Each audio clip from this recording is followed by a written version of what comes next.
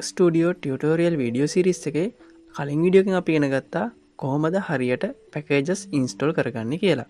අපි දැන් ඉගෙන ගමු කොහොමද ඒ ඉන්ස්ටෝල් කරගත්ත පැකේජස් ලෝඩ් කරගන්නේ කියලා. අපිට මේ ඉන්ස්ටෝල් කරගත්ත පැකේජ් එකක් ලෝඩ් කරගන්න පාවිච්චි කරන්න පුළුවන් ෆන්ක්ෂන් එක තමයි library කියන ෆන්ක්ෂන් එක. එහෙනම් library කියලා වරහන් ඇතුලේ අදාළ පැකේජ් එකේ නම දාන්න තමයි තියෙන්නේ.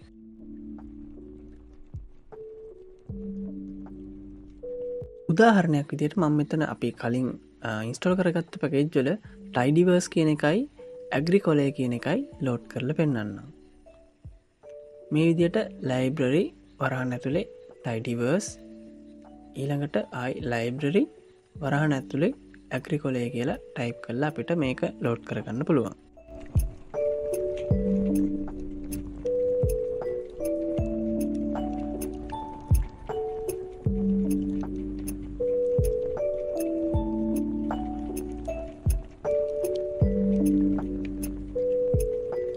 ඊට පස්සේ රන් කරන්න තමයි තියෙන කමාන්ඩ් එක.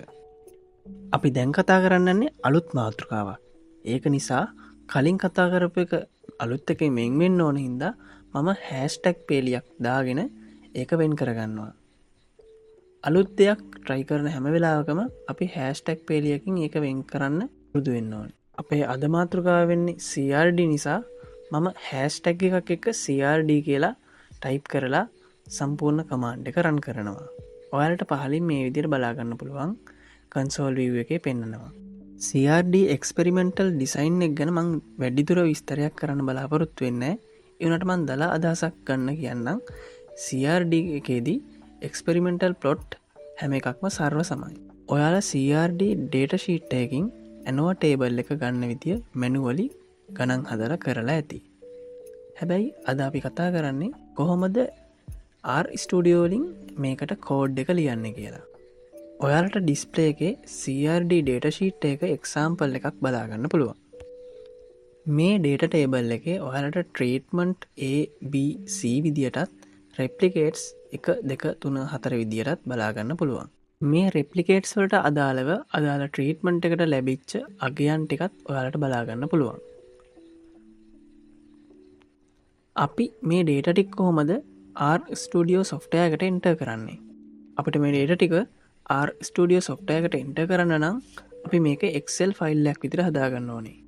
RStudio software එකෙන් මේ Excel file read කරගන්න ඕන නිසා තමයි අපි කලින් read excel කියලා package එකක් install කරගත්තේ.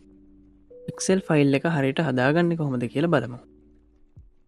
CRD example විදිහට අපිට දීලා තියෙන data sheet එකේ අපි හිතමු ඒවයේ තියෙන values තියෙන yield එක කියලා.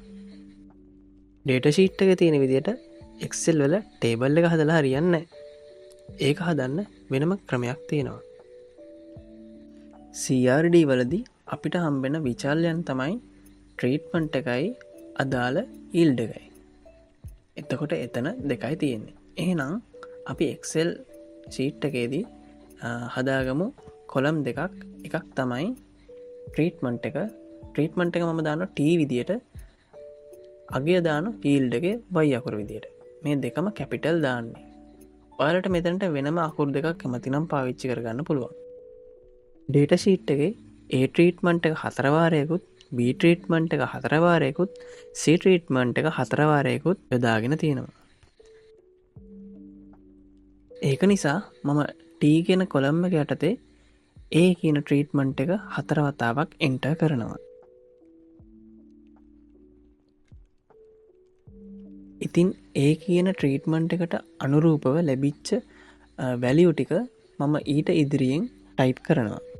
මේ විදිහට treatment B නුත් B වලට අනුරූපව ලැබිච්ච value ටිකත් ඒ විදිහටම treatment C නුත් ඊට අනුරූපව ලැබුණු value ටිකත් මම මේ වගුවේ type කරනවා.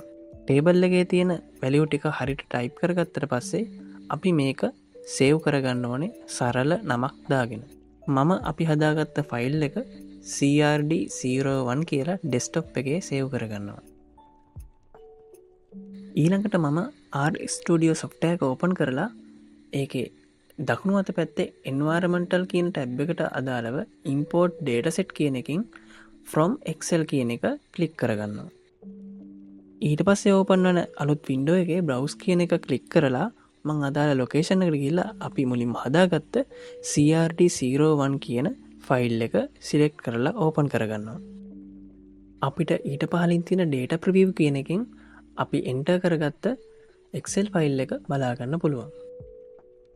මෙතනදී ඩේටා ප්‍රවිව් වලින් අපිට වෙනස් කරගන්න කිසිම දෙයක් නැහැ. ඒක නිසා මම මේක කෙලින්ම ඉම්පෝර්ට් කරගන්නවා. ඊළඟට අපිට තියෙන්නේ ඇනෝව ටේබල් එක ජෙනරේට් කරගන්න. ඒකට අදාළ කෝඩ් එක මම මේ විදිහට එන්ටර් කරන්න.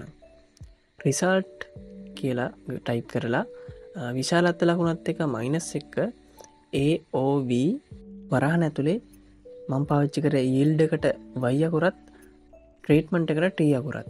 එතකොට yield එකට මෙතන y කියලා පාවිච්චි කරේ yield එක, t කියලා පාවිච්චි කරේ මම ට්‍රීට්මන්ට් එක. ඔයාලා ඒවට අදාළව වෙන වෙන අකුරු පාවිච්චි කරා නම් ඒක ඒ විදිහට හරියටම කැපිටල් සිම්පල් බලලා එතනට එන්ටර් කරගන්න ඕනේ.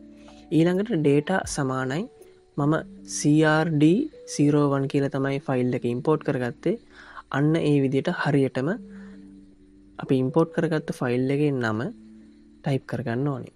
ඊළඟට පහළ සමරි කියන එකේ S අකුර අනිවාර්යයෙන්ම සිම්පල් වෙන්න ඕනේ. අපි මේක කැපිටල් විදිහට ටයිප් කරොත් S අකුර බොහෝ විට මේ ෆන්ක්ෂන් එක වැඩ නොකරන්න පුළුවන්. දැන් මම මේ අපි ටයිප් කරගත්ත කෝඩ් එක සිලෙක්ට් කරලා රන් කරනවා. අපිට පහලින් කන්සෝල් view එකෙන් බලාගන්න පුළුවන් ඇනෝව ටේබල් එක ජෙනරේට් වෙලා තියෙන විදිය. අපි මැනුවලි හදලා ගත්තා ගියන් මේ ඇනෝව ටේබල් එක ජෙනරේට් වෙලා තියෙන විදිය ඔයාලට චෙක් කරගන්න පුළුවන්. එහෙනම් අපි ඊළඟ වීඩියෝ එකෙන් හමු වෙමු.